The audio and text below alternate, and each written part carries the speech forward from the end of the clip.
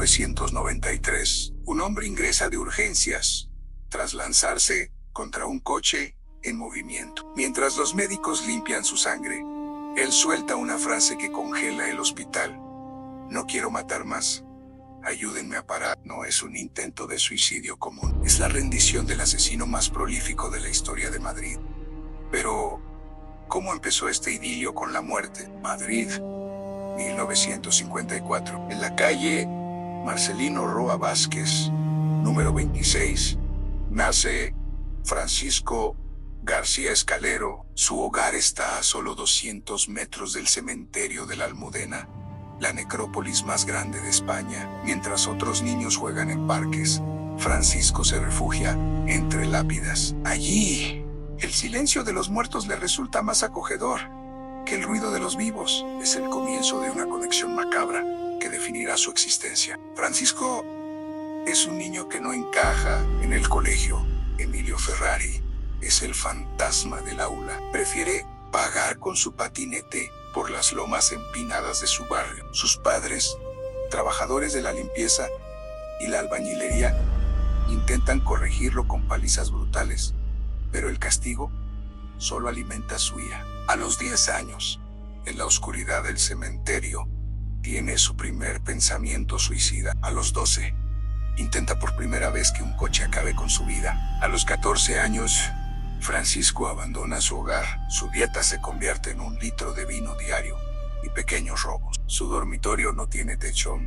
Es el cementerio de la Almudena. En una noche de embriaguez extrema, desentierra 3 cuerpos. No busca robarles, busca compañía. Pone los cadáveres de pie para que lo observen mientras él duerme dentro de sus ataúdes. Francisco ha dejado de pertenecer al mundo de los vivos, pero la profanación pronto dejaría de ser suficiente. El 1 de julio de 1984, tras salir de prisión por un asalto violento, Francisco regresa a una casa donde su padre ya no puede caminar y su mente ya no puede callar. Las voces están a punto de exigir su primer tributo de sangre fresca. Agosto de 1987. Francisco bebe con su amigo Mario Román en la Almudena. Mezclan alcohol con pastillas prohibidas. De repente, las voces en la cabeza de Francisco se vuelven un rugido incesante. Sin previo aviso, levanta una piedra y machaca el cráneo de Mario. Tras apuñalarlo, lo arrastra cerca de una fogata. Al día siguiente, Francisco despierta y se marcha. Apenas recuerda el horror, pero las voces, por fin, han guardado silencio. Noviembre de 1987. En una furgoneta abandonada en la calle Alcalá, Francisco asesina a una mujer llamada Marianne. Esta vez, la violencia escala. Le corta la cabeza y la mete en una bolsa. Durante un día entero, camina por Madrid con la cabeza de su víctima como único equipaje. Finalmente, la arroja a un pozo en la avenida Arturo Soria, el Matamendigos. Ha perfeccionado su método: matar, mutilar y desaparecer en la indiferencia de la gran ciudad. Las víctimas se suceden en Juan Cámara Baeza, con 54 puñaladas. Ángel Heredero, a quien le corta las yemas de los dedos para borrar su identidad. Francisco es ahora un depredador invisible, pero su mayor atrocidad aún está por ocurrir el día que decida probar la carne de sus víctimas. Septiembre de 1991, Francisco asesina a un vagabundo llamado Juan.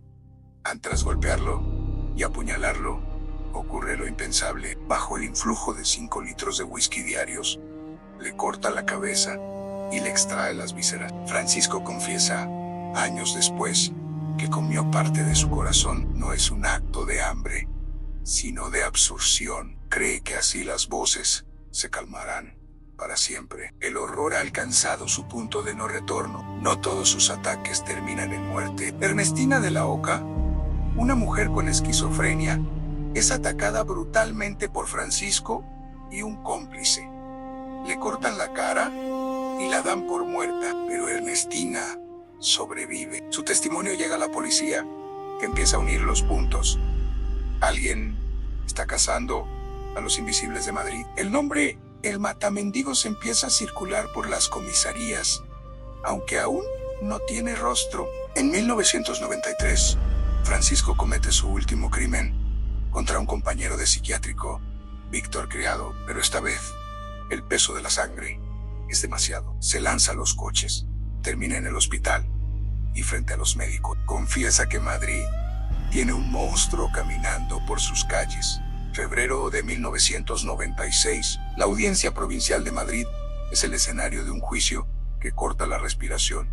Francisco se sienta tras el cristal. No muestra arrepentimiento ni piedad. Los psiquiatras lo diagnostican esquizofrenia o paranoia, necrofilia y alcoholismo crónico. Se concluye que Francisco se relaciona mejor con los objetos que con las personas. Es un hombre que nació sin la capacidad de sentir el dolor ajeno. Durante el juicio, sale a la luz un detalle estremecedor para un tatuaje en su brazo. Es una tumba azul con una frase que resume su vida. La naciste para sufrir. Francisco no es visto como un criminal común, sino como un enajenado mental. El sistema que no pudo detectarlo durante años ahora debe decidir qué hacer. Con él es declarado inimputable y enviado al psiquiátrico penitenciario de Fontcolén, en Alicante. La sentencia es clara. Solo saldrá si se cura, algo que su propio abogado considera imposible. Pero la historia de Francisco García Escalero no termina en una celda, sino con una entrevista que quedaría grabada en la memoria colectiva de España. 1996, el periodista Jesús Quintero se sienta frente a él para el programa Cuerdas de Presos. Francisco habla con una frialdad mecánica. Describe cómo mataba por el vino, por un lugar en la puerta de la iglesia, su mirada marcada por el estrabismo. Parece ver cosas que los demás no pueden. Es la imagen del mal despojado de toda ilusión. Un hombre que ya estaba muerto por dentro mucho antes de su primer asesinato. Francisco pasa casi 20 años en Fontcolén. Cada 6 meses se informa de su nulo avance. Se convierte en un fantasma que recorre los pasillos de un hospital blanco. Los crímenes de la Almudena quedan como una cicatriz en Madrid. Un recordatorio de que los más vulnerables son siempre las presas más fáciles. Francisco ya no escucha voces, o quizá simplemente ha aprendido a vivir con ellas en el silencio de su encierro. Pero el final del Matamendigos no sería ni violento ni poético. Sería tan absurdo y solitario como su propia infancia. En la calle Marcelino Roa Vázquez, 19 de agosto de 2014, Francisco García Escalero muere en su celda, no por suicidio, ni por las voces, ni por la mano de otro. La necropsia revela que se atragantó con un hueso de ciruela. El hombre que había sobrevivido a intentos de suicidio, a la vida en los cementerios y a la furia de sus propias víctimas, muere por un pequeño descuido doméstico. Es el fin de una sombra que aterrorizó a los olvidados. Hoy, el cementerio de la Almudena sigue ahí, recibiendo a miles de personas. La calle donde nació Francisco ha cambiado, pero la lección permanece. El Matamendigos confesó 14 crímenes, aunque solo se probaron 11. Su historia es el espejo de una sociedad que no supo ver al niño que jugaba entre tumbas antes de que se convirtiera en el monstruo que la llenaba. El tatuaje de la tumba azul,